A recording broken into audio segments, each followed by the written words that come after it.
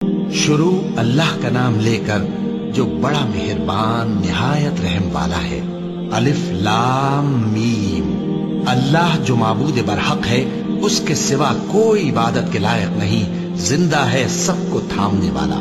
उसने ए नबी तुम पर सच्ची किताब नाजिल की जो पहली आसमानी किताबों की तस्दीक करती है, और उसी ने तौरात और इंजील नाजिल की थी। ये दो किताबें उसने पहले नाजिल की थीं लोगों की हिदायत के लिए, और फिर कुरान जो हक और बातिल को अलग अलग कर देने वाला है नाजिल किया।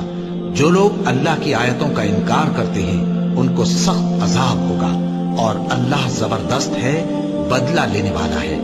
अल्लाह ऐसा खबीर और बसीर है कि कोई चीज उससे पोशीदा नहीं, न जमीन में और न आसमान में। वही तो है जो माँ के पेट में जैसी चाहता है तुम्हारी सूरतें बनाता है।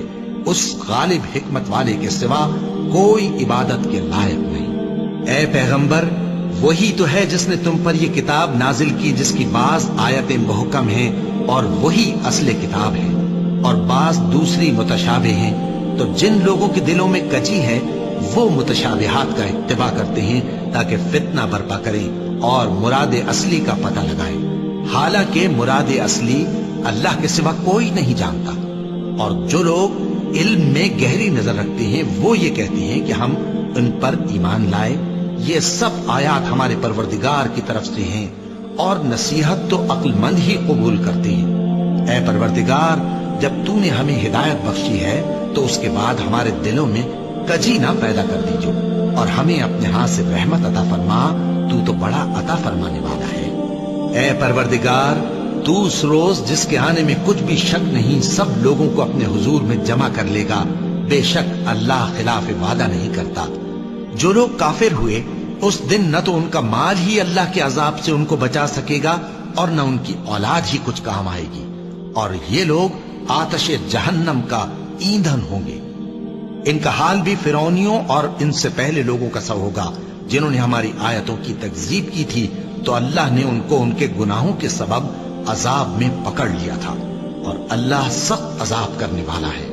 ऐ पैगंबर, काफिरों से कह दो कि तुम दुनिया में भी अनकरीब मगलूब हो जाओगे और आखिरत में जहन्नम की तरफ इकट्ठा किए जाओगे, और वो बुरी जगह है। तुम्हारे लिए दो गिरोहों में जो जंग बद्र के दिन आपस में भिड़ गए कुदरत इलाही की अजीम शान निशानी थी। एक गिरोह मुसलमानों का था, वो अल्लाह की राह में लड़ रहा था, और दूसरा गिरोह काफिरों का था, वो उनको अपनी आंखों से अपने से दुगना मुशाहिदा कर रहा था। और अल्लाह अपनी नुसरत से जिसको चाहता है मदद देता है।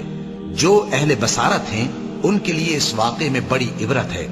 लोगों को उनकी ख्वाहिशों की चीजें यानी औरतें और बेटे और सोने और चांदी के बड़े बड़े ढेर और निशान लगे हुए घोड़े और मवेशी और खेती बड़ी जीनतदार मालूम होती हैं, मगर ये सब दुनिया ही की जिंदगी के सामान हैं, और अल्लाह के पास बहुत अच्छा ठिकाना है। ऐ पैगंबर, इनसे कहो कि भला मैं तुमको ऐसी चीज बताऊं जो इन चीजों से कहीं अच्छी हो। सुनो, जो लोग परहेजगार हैं उनके लिए अल्लाह के यहाँ बागात बहिश्त हैं जिनके नीचे नहरें बह रही हैं, उनमें वो हमेशा रहेंगे, और पाकीज़ा बीवियां हैं, और सबसे बढ़कर अल्लाह की खुशनूदी। और अल्लाह अपने सब बंदों को देख रहा है जो अल्लाह से इल्तिजा करते हैं कि ऐ परवरदिगार, हम ईमान ले आए सो हमको हमारे गुनाह मुआफ फरमा और हमको दोज़ख के अजाब से महफूज रख। ये वो लोग हैं जो मुश्किलात में सब्र करते और सच बोलते और इबादत में लगे रहते और नेकी में खर्च करते और औकात सहर में गुनाहों की मुआफी मांगा करते हैं। अल्लाह तो इस बात की गवाही देता है कि उसके सिवा कोई माबूद नहीं, इस हाल में कि वो इंसाफ का हाकिम है, और फरिश्ते और इल्म वाले भी गवाही देते हैं कि उस गालिब हिकमत वाले के सिवा कोई लायक इबादत नहीं।